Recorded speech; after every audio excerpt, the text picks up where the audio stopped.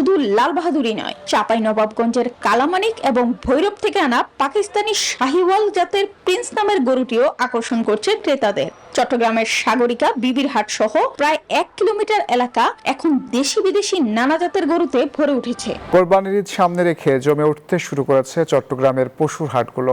দেশি বিদেশি বিভিন্ন জাতের গরু নিয়ে হাটে আসছেন খামারি ও ব্যবসায়ীরা। তবে পশুখাদ্য পরিবহন ব্যয় বৃদ্ধিতে দাম চড়া হওয়ার শঙ্কা ক্রেতাদের। আকরাম হোসেনের তথ্য, চিটার রিপোর্ট। চট্টগ্রামের মজ্জারটেক পশুর হাটে ক্রেতা দর্শনার্থীদের দৃষ্টি কাটছে পাকিস্তানি ব্রাহ্মা জাতের বিশাল গরু লাল বাহাদুর। কুষ্টিয়া থেকে আনা প্রায় 20 মণ ওজনের এই গরুর দাম চাওয়া হচ্ছে 12 লাখ টাকা। গরুটিকে ঘিরে হাট জুড়ে তৈরি হয়েছে আলাদা কৌতূহল।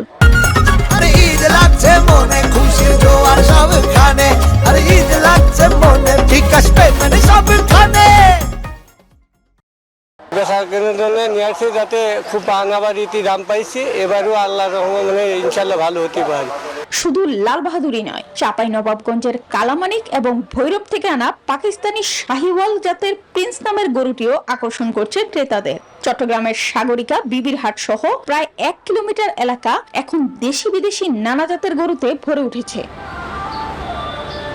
বিক্রেতাদের ভাষ্য, পশুখাদ্য ও পরিবহনের খরচ বাড়ায় এবার গরু পালনেও ব্যয় বেড়েছে অনেক, যার প্রভাব পড়ছে বাজার দরেও। খাদ্য খোরাকির যে দাম, তাতে এইভাবে ব্যস্ত গেলে বহুত টাকা লস হবে। আমাদের প্রস্তুতি ভালো, ব্যাংকের সবকিছু এখানে প্রতি বছর যেভাবে সিস্টেম হয় এভাবে বেশিরভাগ আমাদেরকে এখানে নিরাপত্তা দিচ্ছে প্রশাসন।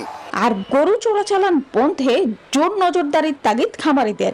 আমাদের এইবারকার খরচ বেশি, কিন্তু আমাদের প্রফিটের থেকে উন্নতর থেকে শুধু লসের পথে যাইতেছে। অন্যদিকে ক্রেতাদের অভিযোগ, গত বছরের তুলনায় এবার গরুর দাম তুলনামূলক বেশি। অনার্থক দাম বেশি চাইতেছে। আসলে খাদ্যের দাম তো বেশি, এই কারণে হয়তোবা গরুর এখন দামের দিকে বেশি হচ্ছে। কয়েকদিনের মধ্যেই হাটগুলোতে বাড়বে ক্রেতা বিক্রেতার উপস্থিতি, এমন আশা সংশ্লিষ্টদের। Desk report, news 24।